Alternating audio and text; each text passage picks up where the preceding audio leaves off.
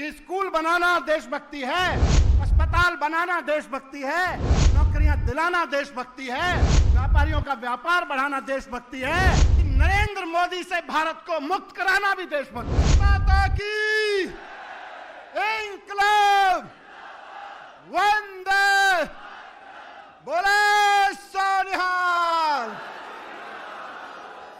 बहुत बहुत मजा आ गया आज आपको यहाँ पे देख के भाई और बहनों।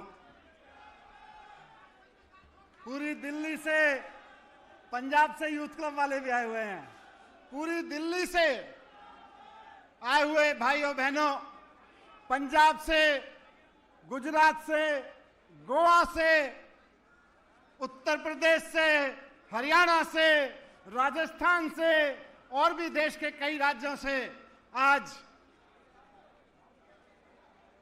कई राज्य हाथ उठा रहे हैं, कई राज्य वाले, छत्तीसगढ़ वाले भी हैं।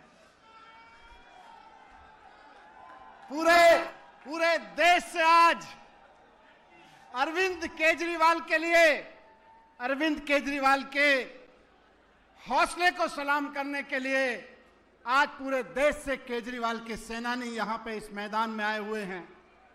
जंतर मंतर के उसी मैदान में आए हुए हैं जहां से आम आदमी पार्टी का जन्म हुआ था, जहां से आम आदमी पार्टी पैदा हुई थी। इसी ऐतिहासिक जगह से पैदा होके, इसी ऐतिहासिक जगह से पैदा होके आम आदमी पार्टी ने दिल्ली में ऐतिहासिक काम किए, पंजाब में ऐतिहासिक काम किए।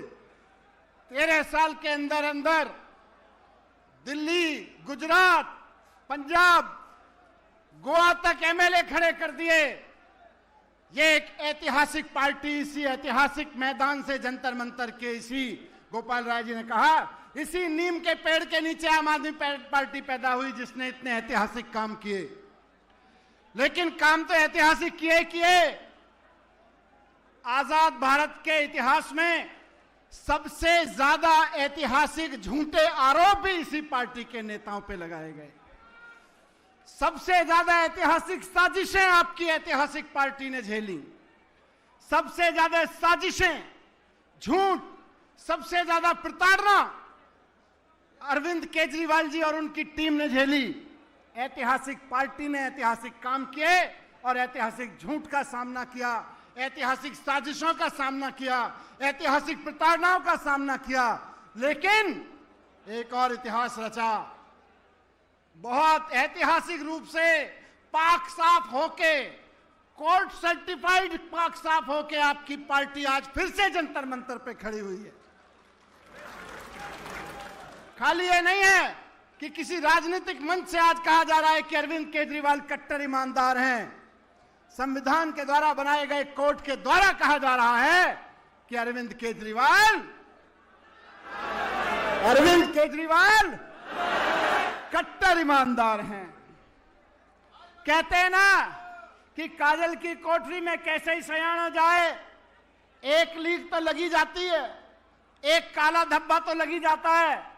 लोग कहते थे राजनीति ऐसी काजल की कोठरी है जहां से गुजरोगे, जहां से घुसोगे तो एक ना एक धब्बा तो लगी जाता है।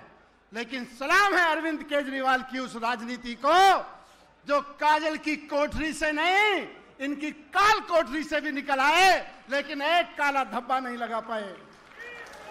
एक धब्बा नहीं लगा अरविंद केजरीवाल पर, एक धब्बा नहीं लगा अरविंद केजरीवाल की राजनीति पर, अरविंद केजरीवाल की सरकार पर और अरविंद केजरीवाल जी की टीम पर। काजल की कोठरी से भी पाक साफ निकल के आई आज हमारी पार्टी। एक जरूरी बात लेकिन मैं कहना चाहता हूं आज। मेरे दादा फौजी थे, भारत की फौज में रहे। मेरे पिता सरकारी स्कूल में टीचर थे। मेरे नाना जी फ्रीडम फाइटर थे। मेरे घर में देशभक्ति का माहौल था। मैंने पत्रकारिता में भी देशभक्ति के भावना से काम किया। हमेशा सोचता था मैं, मेरे दादा ने, मेरे नाना ने, मेरे पिता ने मेरे अंदर देशभक्ति का जज्बा भरा। केजरीवाल जी ने उस देशभक्ति को रास्ता दिखाया और मुझे लगता रहा कि अगर देश के लिए अच्छे स्कूल बनाएंगे तो देशभक्ति होगी। मुझे लगता था कि देश के लिए अच्छे अस्पताल बनाएंगे तो देशभक्ति होगी। देश के नौजवानों को नौकरियां दिलवाएंगे तो देशभक्ति होगी, देश के व्यापारियों का व्यापार आगे बढ़ेगा, सरकार ऐसे काम करेगी तो देशभक्ति होगी। लेकिन आज 10 साल के राजनीतिक अनुभव के बाद और इन सारे अनुभवों से गुजरने के बाद इस जंतर मंतर की जमीन से मैं कह रहा हूं कि स्कूल बनाना देशभक्ति है, अस्पताल बनाना देशभक्ति है, नौकरियां दिलाना देशभक्ति है, व्यापारियों का व्यापार बढ़ाना देशभक्ति है। लेकिन आज की तारीख की जरूरत है कि नरेंद्र मोदी से भारत को मुक्त कराना भी देशभक्ति है। नरेंद्र मोदी के अत्याचार से भारत को मुक्त कराना भी आज हमारी देशभक्ति है। और हम अपनी इसको देशभक्ति की परिभाषा में रखें, इसको हमको देशभक्ति की परिभाषा में जोड़ना पड़ेगा। सत्ता की हवस में डूबे हुए चौथी पास राजा की सत्ता की हवस से देश को मुक्त कराना आज हमारी देशभक्ति है। सत्ता में बैठे हुए नरेंद्र मोदी जी सत्ता की हवस के लिए ईडी का दुरुपयोग करते हैं चुनाव जीतने के लिए, सीबीआई का दुरुपयोग करते हैं चुनाव जीतने के लिए, चुनाव आयोग का दुरुपयोग करते हैं चुनाव जीतने के लिए, दिल्ली पुलिस का उपयोग करते हैं चुनाव जीतने के लिए, सारी संस्थाओं का दुरुपयोग, पूरी की पूरी सरकार का दुरुपयोग करते हैं चुनाव जीतने के लिए। इनको हटाना देशभक्ति है कि नहीं है? तैयार हो?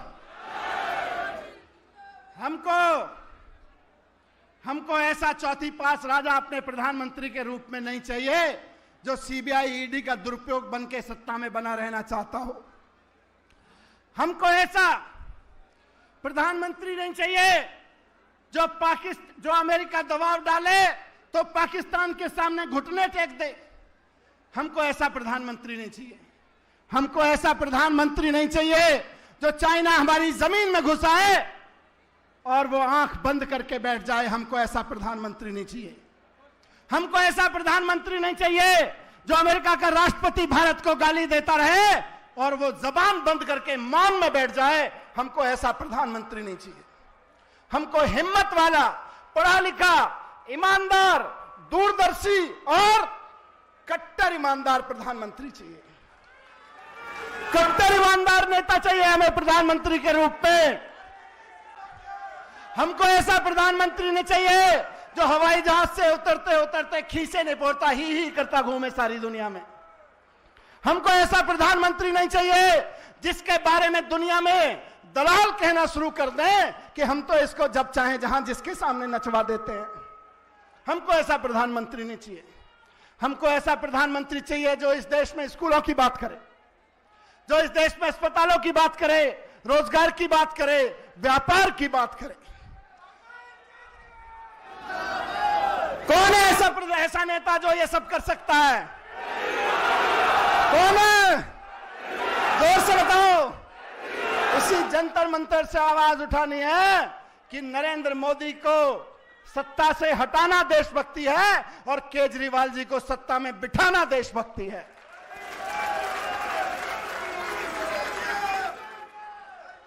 लेकिन खाली अभी तक भी नहीं हुआ।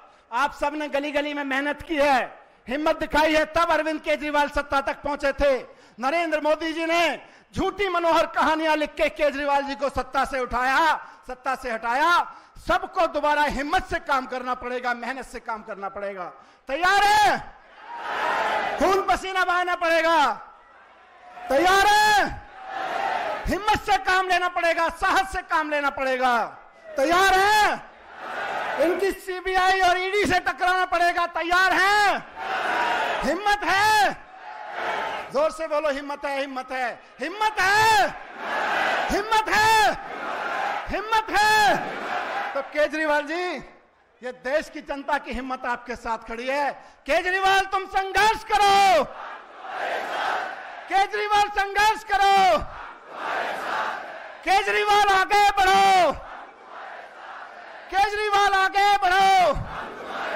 आज के इस मंच से मैं यही कहना चाहता हूं कि आज से इस देश के हर देशभक्त का, जो अपने देश के लोगों से प्यार करता है, एक ही सपना होना चाहिए, नरेंद्र मोदी को हटाना है, केजरीवाल को। भारत माता की बहुत बहुत धन्यवाद साथियों।